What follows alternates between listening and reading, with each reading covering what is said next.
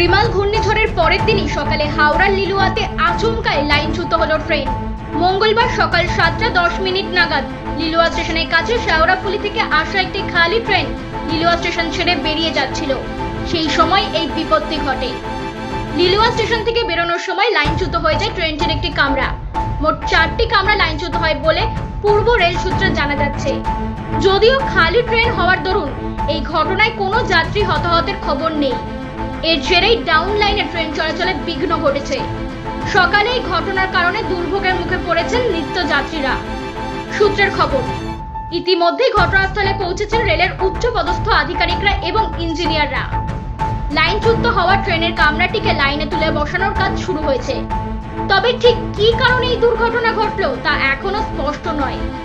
যদিও এই ঘটনায় উচ্চ পর্যায়ে তদন্ত করে দেখা হবে বলে পূর্ব রেল সূত্রের খবর। হাওড়া থেকে সোমনাথ পল্লীর রিপোর্ট, আরবি নিউজ।